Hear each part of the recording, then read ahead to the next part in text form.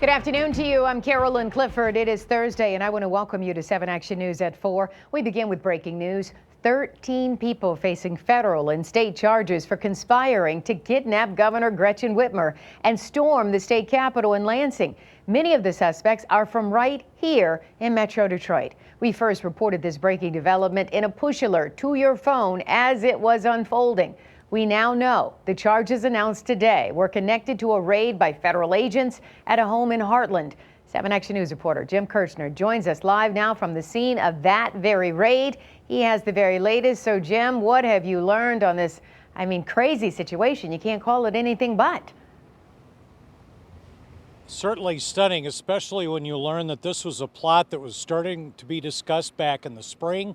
The feds were on this early on and continued to monitor it as they were gathering evidence. And as you said, the raid here last night, simultaneous with a raid over in Grand Rapids and several up north. Now take a look.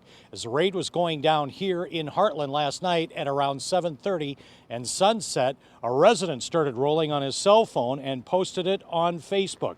The feds say in a 16-page complaint, the police started talking about state officials as murdering tyrants and others in state government beyond just the governor.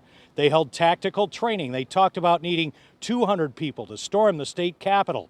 The FBI had confidential informants, undercover agents, audio and video recordings from the meetings.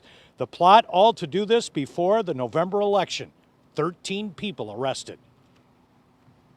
The individuals in custody are suspected to have attempted to identify the home addresses of law enforcement officers in order to target them, made threats of violence intended to instigate a civil war, and engaged in planning and training for an operation to attack the Capitol building of Michigan and to kidnap government officials, including the governor of Michigan. Who were preparing to kidnap and possibly kill me.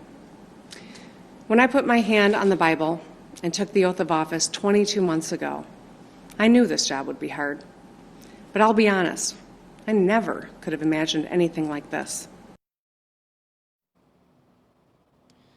Governor called the people arrested sick and depraved. Now, coming up next hour at 5, what happened inside this home right before the raid last night? The final acts. We'll have that for you next hour. Live in Hartland.